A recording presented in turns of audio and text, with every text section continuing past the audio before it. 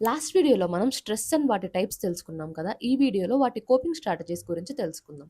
Coping strategies అంటే ఆ stressful situation లేదా పరిస్థితి నుంచి మనం బయటకి రావడానికి వాడే కాగ్నిటివ్ లేదా బిహేవియరల్ స్ట్రాటజీస్ ఆర్ ప్రయత్నాలు. కోపింగ్ మెకానిజమ్స్ 3 టైప్స్ ఉన్నాయి. ఫస్ట్‌దొచ్చేసేసి problem focused coping. Problem focused coping అంటే మనం ప్రాబ్లమ్ మీద ఫోకస్ చేసి దానికి సొల్యూషన్ తీసుకురావడానికి ట్రై చేస్తా ఉంటాం. సో, ఫర్ ఎగ్జాంపుల్ తీసుకుందాం. ఇప్పుడు మనకి 2 డేస్‌లో ఇంపార్టెంట్ ఎగ్జామ్ ఉన్నప్పుడు దానికి కంప్లీట్‌గా కూర్చొని ప్లాన్ చేసుకొని మంచిగా చదువుకొని చేయడాన్ని ప్రాబ్లమ్ ఫోకస్డ్ కోపింగ్ అంటారు. లేదా టైమ్ మేనేజ్‌మెంట్ నేర్చుకోవడం, లేకపోతే ఫినాన్షియల్ ప్రాబ్లమ్స్ ఉన్నప్పుడు కరెక్ట్‌గా బడ్జెట్ యేసుకొని అంతే స్పెండ్ చేయడం. నెక్స్ట్ వచ్చేసేసి ఎమోషన్ ఫోకస్డ్ కోపింగ్.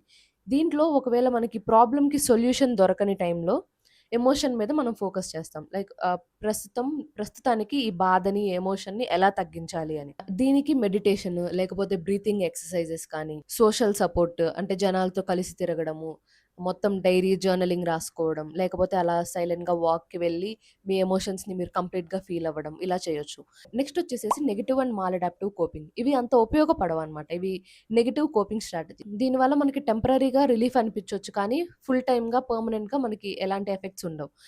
వీటికి ఎగ్జాంపుల్స్ వచ్చేసి ఓవర్ ఈటింగ్ కానీ, ఆల్కహాల్ తీసుకోవడం, లేకపోతే స్మోక్ చేయడము, స్ట్రెస్‌ని తగ్గించడానికి. అక్కడి నుంచి అవాయిడ్ చేయడం. ఆ క్వెషన్‌ని లేకపోతే ఆ సిట్యుయేషన్‌ని అవాయిడ్ చేసేయడం. వీటన్నిటిని మాలడాప్టివ్ కోపింగ్ అంటారు. ఈ వీడియో చూసాక మీకు కోపింగ్ స్ట్రాటజీస్ మీద ఒక ఐడియా వచ్చి ఉంటుంది.